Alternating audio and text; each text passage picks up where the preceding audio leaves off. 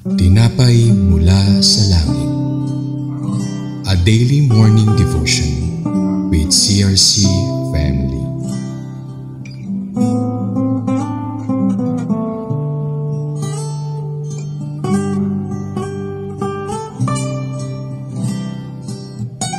Magandang umaga po sa bawat isa. Ako po si Sister Sol Tuaso ng CRC Dasmariñas Daughter Church. Samahan niyo po kami sa ating programang Tinapay Mula sa Langit, ang pang-araw-araw nating devotion sa salita ng Diyos. Ngunit bago tayo tuluyang magsimula, samahan niyo po ako sa isang maikling panalangin. Aming Diyos na makapangyarihan sa lahat, maraming salamat po sa umagang ito sa panibagong pagkakataon na makapag-aral ng iyong mga salita. Samahan niyo po kami, Banal na Espiritu, at bigyan niyo po kami ng sapat na kaunawaan sa aming mga pag-aaralan. Ito po ang aming panalangin sa pangalan ni Jesus. Amen. Ang ating pong Bible text ay matatagpuan sa Joshua 12 verse 15 at may title po itong Ang Hari ng Libna at Hari ng Adulam. Binanggit po dito ng maikli ang dalawang hari, ang Hari ng Libna at ang Hari ng Adulam. Ito ay bahagi ng isang listahan ng 30 mga hari na tinalo ni Joshua at ng mga Israelita habang pinangungunahan sila ng Diyos sa pagsakop sa Kanaan, ang lupang ipinangako sa kanila. Bakit po kaya mahalaga ang simpleng listahan na ito? Pinapakita nito na lahat ng mga kaaway, malaki man o maliit, ay natalo. Hindi sila mga sikat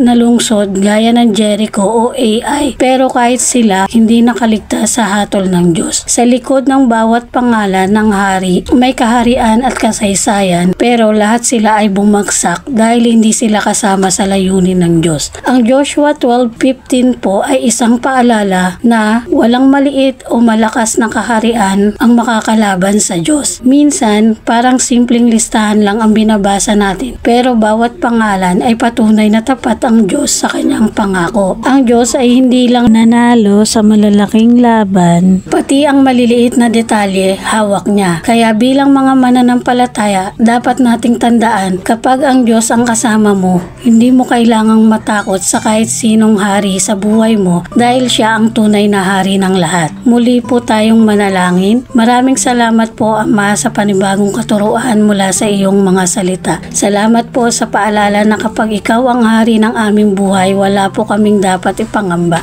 Pagpalain niyo po ang lahat ng makakarinig nito at patuloy niyo pong buksan ang aming mga puso sa inyong mabuting kalooban sa aming mga buhay. Sa inyo po ang pinakamataas na papuri sa pangalan ni Jesus. Amen. Marami pong salamat sa pakikibahagi sa aming programang Tinapay Mula sa Langit. Muli niyo po kaming samahan sa araw ng bukas, 5:30 ng umaga para sa pagbubulay-bulay ng mga salita ng Diyos. Malaya din po kayong i-share sa ating mga kapamilya at kaibigan upang mas marami pa ang makapakinig at mapagpala ng salita ng ating Panginoon. Muli, magandang umaga po and God bless you all.